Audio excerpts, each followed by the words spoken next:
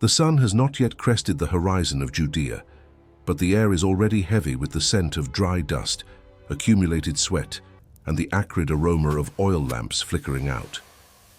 You awake not to the sound of an alarm, but to the throbbing of a body that rarely knows repose. In the biblical world, work was not a career or a choice. It was the very substance of survival, an implacable cycle of physical effort that shaped the destiny of men and women under the watchful gaze of deities and tyrants alike. Imagine yourself walking through the dusty streets of a Galilean village, or beneath the suffocating heat of pharaonic stone quarries.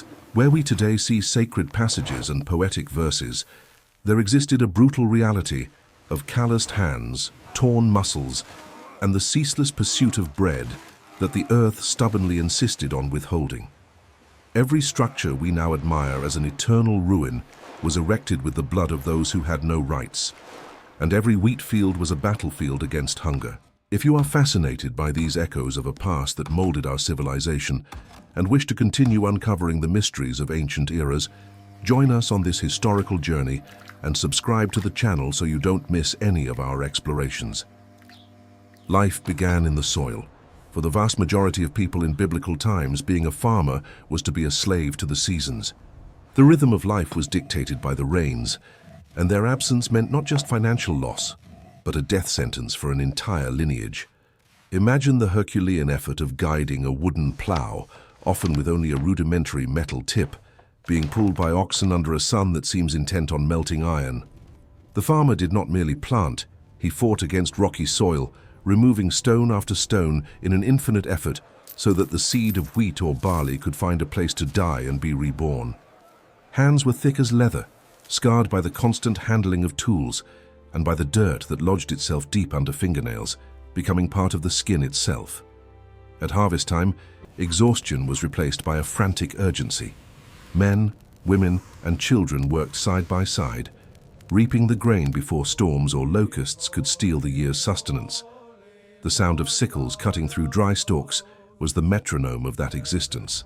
Then came the threshing floor, the place where wheat was trodden, and the wind separated the chaff from the grain, a metaphor for judgment that would resonate for millennia in Scripture. But for the worker, it was merely suffocating dust in the lungs and eyes stinging under the midday heat. While some struggled with the earth, others sought their livelihood in the treacherous waters of the Sea of Galilee. The fisherman's work was lonely and perilous. There was no technology of engines, only the strength of arms on oars and the infinite patience of casting heavy, wet nets repeatedly through entire nights. The smell of fish and brine permeated clothes and homes. To be a fisherman was to live in a state of constant vigil, facing sudden storms that turned the calm lake into a deadly whirlpool. It was a profession of uncertainties. A full net meant the survival of the village. An empty net meant despair. On the shores, women worked tirelessly mending these nets, a meticulous task requiring keen eyesight and nimble fingers, ensuring that the next cast would not be in vain. The economy of these communities depended on this fragile balance between man and wild nature. In the larger towns and cities, the dominant sound was the rhythmic strike of the hammer and the grinding of stone. The carpenter of that era, the tekton, was much more than a woodworker. He was a craftsman of brute force and precision, working not only with scarce wood, but with heavy stones and masonry. Imagine the effort of hewing beams of sycamore or cedar with bronze or iron tools that lost their edge rapidly. There were no fine sandpapers or varnishes. The finish was achieved through arm strength and the natural grit of sand. The carpenter was the man who built the houses where families sought refuge and the palaces where kings conspired. Every wood joint, every laid stone was a testament to an ingenuity that defied the technical limitations of the time. Alongside them, potters shaped clay on foot-driven wheels, creating the vessels that would transport oil, wine, and water. The potter's work was a dance between the fragility of the clay and the firmness of the hands, a constant creation that fueled the infrastructure of daily life. But there was a much darker side to biblical labor, the weight of state and imperial oppression. In Egypt, or under Roman rule, work was often synonymous with servitude. The great public works, the pyramids, the aqueducts, and the monumental temples were raised under the lash of taskmasters. Thousands of men were torn from their homes to work in remote quarries, where stone dust destroyed their lungs in a few short years. The transport of limestone blocks weighing tons required massive human coordination, where one man's mistake meant the death of dozens.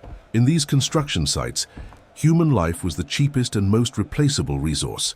The sense of injustice and the cry for liberation that permeate so many biblical accounts were born exactly here, in the heat of the brick kilns and under the weight of stones that seemed to crush the soul as much as the body. Women, though often invisible in the records of power, sustained the foundation of society with work that never ended. Before the sun rose, they were already grinding grain between two heavy stones, a constant sound that announced the start of the day in every home. The preparation of bread was a sacred and exhausting task. Furthermore, there was spinning and weaving. Every piece of clothing, every tunic, every cloak was the result of months of manual labor, from shearing the sheep to dyeing the fibers with colors extracted from plants and insects. The loom was the center of domestic life, a place for news, teaching, and silent resistance. Female labor was the glue that held the family together, transforming raw materials into comfort and food, often while caring for a large brood in precarious hygienic conditions. On the trade routes that cut through the deserts, merchants led camel caravans loaded with spices, silks, and incense. It was a high-risk, high-reward job. Crossing the desert meant facing bandits, sandstorms, and constant dehydration. The merchant had to be a diplomat, a linguist, and a warrior. He was the link between distant worlds, bringing news of far-off empires to local marketplaces. In the market, the noise was deafening. The cries of vendors, the bleating of sheep destined for sacrifice, the clinking of silver and bronze coins being exchanged, and the intense smell of cumin, cinnamon, and live animals. There, work became negotiation, and cunning was the most important tool. The shepherd, on the other hand, lived on the fringes of society. It was a job of extreme isolation, under the cold of desert nights and the scorching heat of the day. The shepherd was not just a guide, he was a bodyguard. He had to fight off lions and wolves to protect his flock, often sleeping at the entrance of the fold, becoming the gate himself. It was a life of deprivation, often looked down upon by city dwellers, but it was the shepherd who knew every star in the sky and every dangerous ravine in the mountains. His connection with nature was raw and direct, an existence that demanded a resilience few city men possessed. At the top of this pyramid of effort were the scribes and priests. Their work was not physical, but intellectual and spiritual. In a world where most were illiterate, the scribe held the power of the written word. He recorded laws, contracts, and royal chronicles. His reed pen and parchment were powerful weapons of control and preservation of memory. Meanwhile, the priest operated at the interface between heaven and earth, a job of precise rituals, bloody sacrifices, and a staggering responsibility for the spiritual purity of the nation. The temple was not just a place of prayer, it was a colossal economic and administrative center, where the labor of thousands converged into tributes and offerings. As we look back at these workers of the past, we realize that ambition, fear, and the desire to provide for one's family have not changed. The collapse of entire civilizations often began when the balance between work and dignity was broken. The stones they carried are still there, but the hands that shaped them have returned to dust. Their legacy lies not just in ruins, but in the very fabric of our society, which inherited their tools, their trade routes, and their relentless search for meaning through effort.